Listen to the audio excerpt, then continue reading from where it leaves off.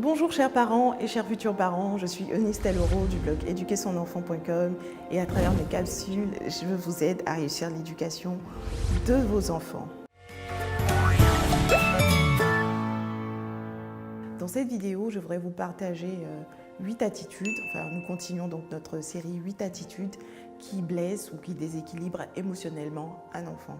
Dans la précédente vidéo, nous en avons vu 4, à savoir les absences. Attitude numéro 1, c'est les absences, être un parent pas présent. Attitude numéro 2, un comportement froid, glacial, distant vis-à-vis de son enfant. Attitude 3, c'est un comportement trop dur, trop autoritaire. Et attitude 4, être un parent laxiste, permissif. Nous continuons donc avec la 5e attitude qui peut déséquilibrer émotionnellement un enfant. C'est le fait d'avoir un chouchou parmi ses enfants. Un chouchou, pourquoi? Parce qu'il est peut-être le plus beau, le plus intelligent, le plus docile, le plus serviable. Donc on a ce chouchou qu'on chérit et puis on l'affiche, on le montre bien. Tous les frères et sœurs savent que c'est le fils préféré de papa et de maman.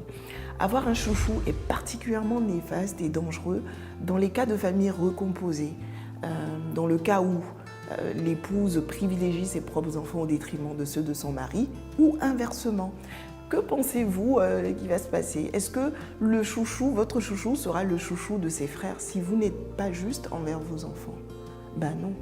Et comment se sentent ses frères? Ils peuvent développer une certaine jalousie vis-à-vis de leurs frères, ils peuvent avoir une faible estime d'eux-mêmes, ils peuvent se sentir en compétition avec lui.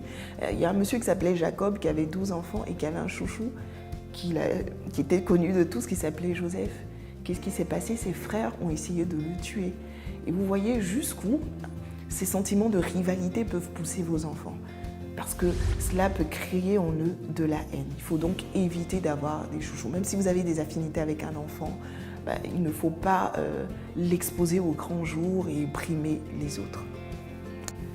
6e attitude, c'est avoir des paroles rabaissantes vis-à-vis de son enfant. Tu es trop têtu, tu es bête, tu es complètement idiot, tu es stupide, tu ne réussis jamais, tu vas jamais réussir, tu es nul en classe, tu ne ramènes que de mauvaises notes. Vous savez, le comble, c'est que des fois, ces paroles-là sont prononcées sous l'effet de la colère. Et vous-même, en tant que parent, vous pouvez les oublier. Mais elles peuvent rester gravées des années durant, des décennies durant, dans la mémoire de votre enfant. Il peut vous entendre à des moments qui sont vraiment importants et cruciaux pour lui. Il peut entendre votre voix qui lui rappelle qu'il est nul, qu'il va échouer. Et ces paroles détruisent complètement la confiance en soi, détruisent l'estime. Faisons attention aux paroles que nous adressons à nos enfants. Notre bouche a un pouvoir fabuleux, celui de construire ou de détruire. Et il vaut mieux utiliser sa langue pour construire et encourager ses enfants. 7e attitude, c'est des disputes de couple fréquentes devant les enfants. Quand vous vous disputez devant vos enfants, vous créez en eux un sentiment d'anxiété, une anxiété profonde. Vous créez du stress, vous créez de la panique chez vos enfants. Et par moments, vos enfants peuvent avoir l'impression qu'ils sont la cause, ils peuvent se sentir coupables de vos disputes de couple. Alors, dans tous les couples, il y a des incompréhensions, il y a des désaccords. Mais si vous avez des désaccords avec votre conjoint, si vous devez avoir une discussion houleuse, il vaut mieux la tenir en privé et protéger vos enfants. Il y a certains enfants qui, parce que les parents se disputent fréquemment, dès qu'ils se retrouvent dans une pièce où il y a papa et maman qui sont là, ils commencent à angoisser parce qu'ils craignent ces disputes de couple. Et ça crée en eux vraiment un climat d'insécurité qui peut les poursuivre toute leur vie durant. Donc il faut éviter les disputes de couple. La 8e attitude, enfin, c'est des engagements qui ne sont pas tenus, des formes de trahison. On promet des choses, mais si tu as 17 de moyenne, je vais t'acheter ceci, si tu es sage, je vais te faire cela, tel jour, on ira ici, on fera ceci, on fera cela. Et ces engagements-là ne sont pas tenus. Des fois, quand on veut sortir, on a notre enfant qui pleure « Je veux venir avec toi, maman, je veux venir, papa, je veux venir ». On dit à l'enfant « Va chercher tes chaussures dans la chambre ». Et quand l'enfant va dans la chambre, paf, le parent y fuit. Vous savez, cette attitude, c'est un engagement qui n'est pas tenu et qui fragilise émotionnellement votre enfant. Demain, votre enfant aura du mal non seulement à vous faire confiance, mais à faire confiance aux autres. Pourquoi? Parce qu'il a été à maintes fois trahi dans son enfance. Un parent est une autorité et un parent doit être crédible.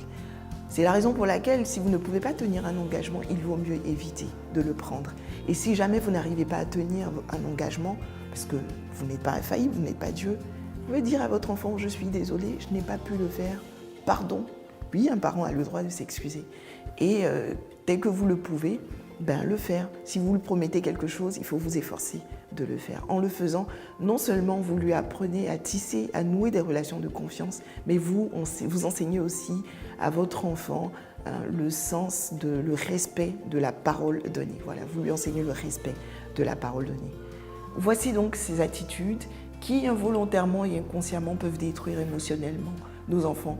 Faisons donc attention à ne pas nous transformer en bourreau émotionnel de ces êtres que nous chérissons tant. Ce sera tout pour aujourd'hui. Si vous avez aimé cette vidéo, n'hésitez pas à la liker, à la partager et à vous abonner à ma page. À très bientôt.